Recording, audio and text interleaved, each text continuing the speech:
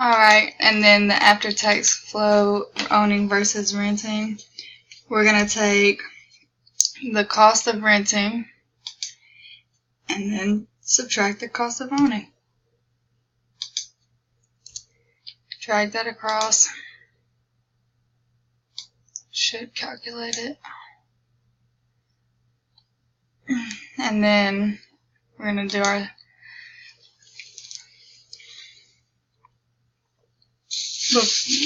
the sales price, and to do that we're going to take our property value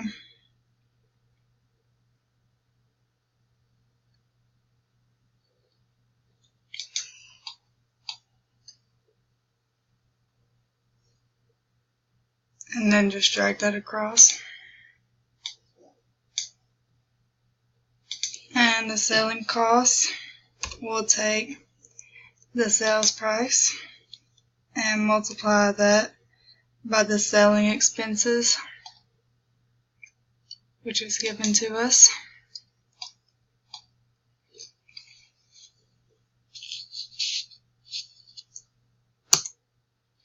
And then we can lock in that percentage.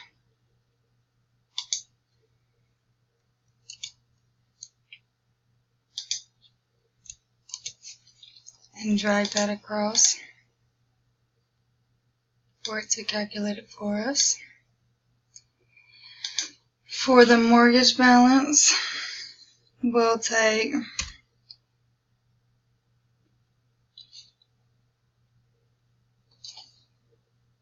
mortgage from up here,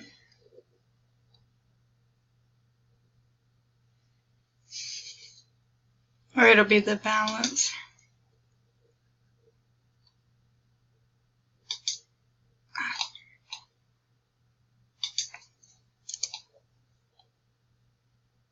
Take that and then just drag that across. And then the benefit from sale, to do that we'll take our sales price and subtract our selling cost, and then subtract our mortgage balance.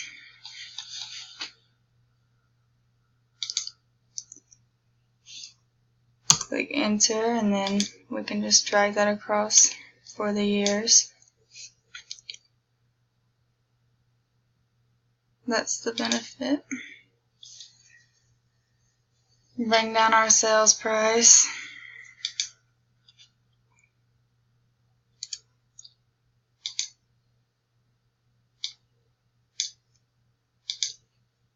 And then we can, this right here will be the selling cost.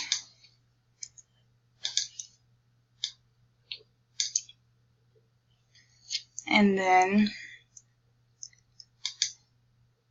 that is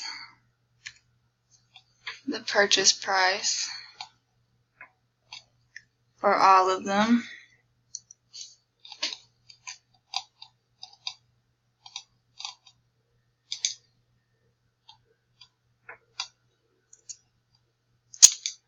Should just be able to drag that across there. Well,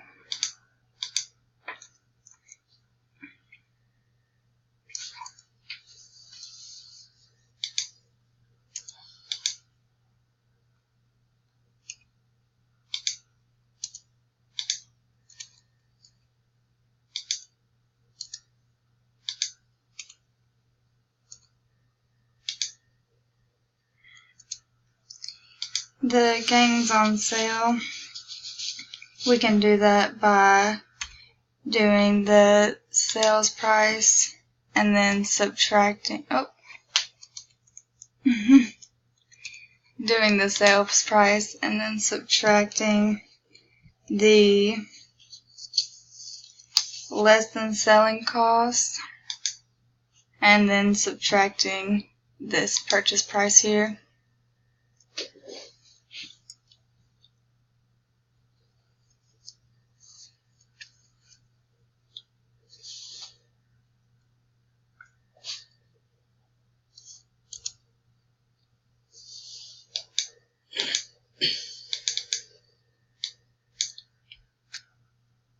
and give us that.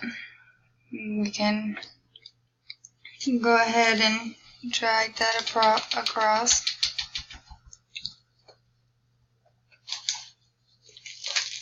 And then for the exclusion,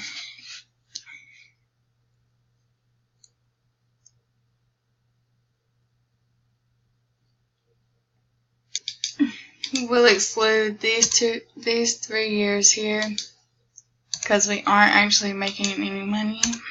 And then we'll take this one and we can just drag that down. And then just pull it across. On our taxable gain, it would have to be anything over $25,000, and we don't have anything over that. So since none of our values are over $25,000, we didn't make any taxable gain.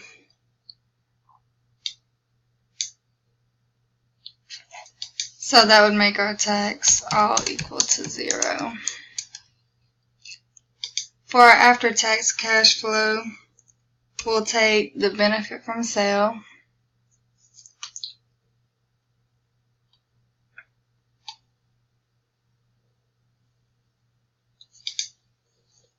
and then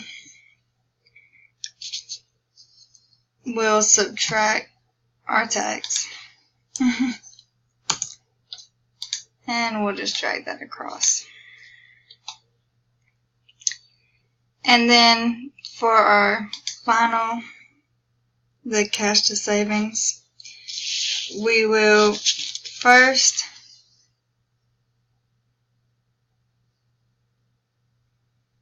take our equity investment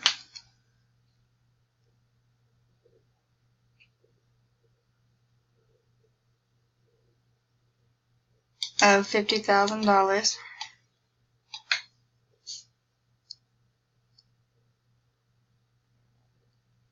And then drag that down for the first year.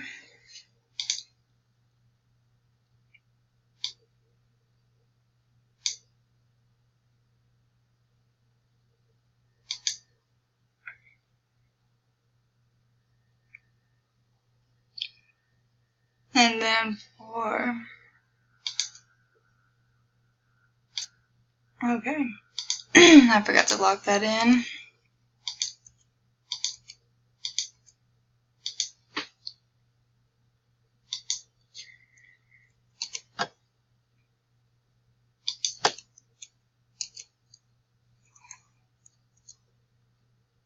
And then just drag that down because it's going to be the same for if we decide to sell it that year.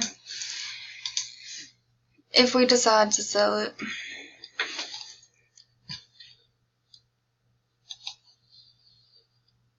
After so long.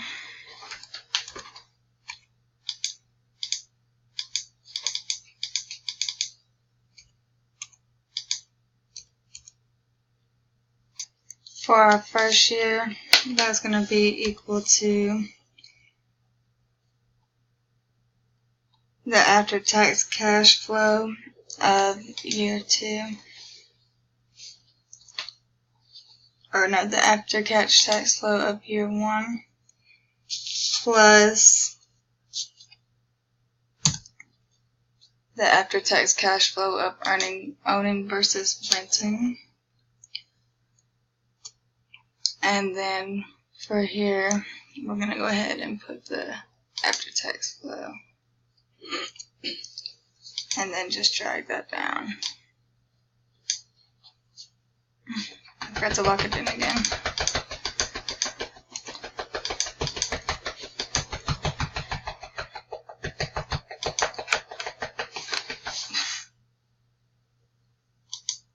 Go ahead and lock that down.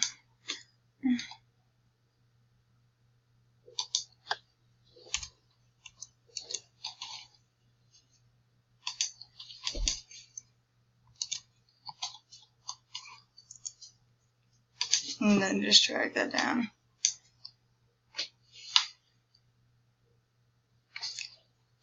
And then for this one we can do the same thing. Take the after-tax flow and add that. And then to do year 2, if we were to sell it, we would do the after-cash flow plus, oh, yeah, the after-cash flow plus, well,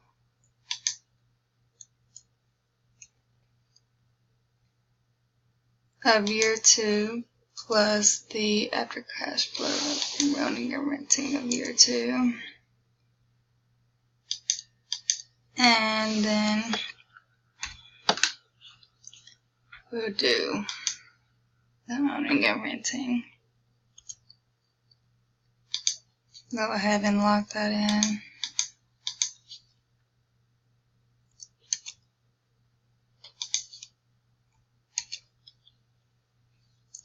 And drag that down.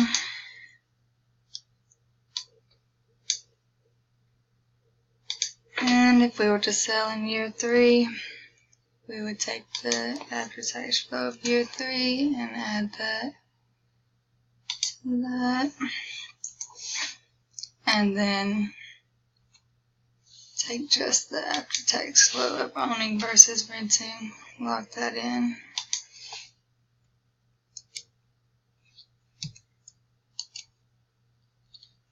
And then drag that down.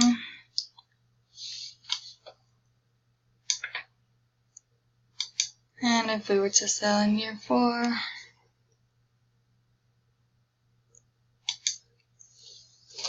we would take the after-tax cash of year 4 and add that with that. And then take that. And if we were to sell in year 5, we would take year 5 and add it with the owning versus renting year 5, which would give us 81,000. Alright, so for this we're going to do the IRR and go ahead and drag our values across there. And then we can do that for each one. And just drag those values.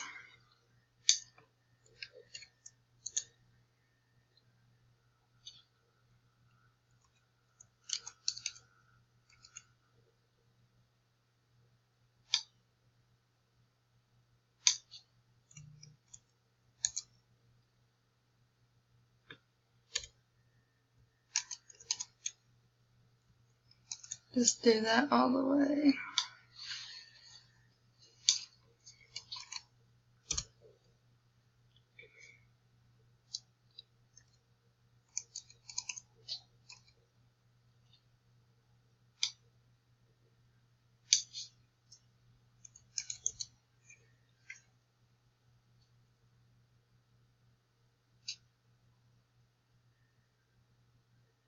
And that'll be 14%. So as you can see, it's probably not going to benefit buying this house if you don't stay there for longer than 2 years, because you're not going to make any money back from it.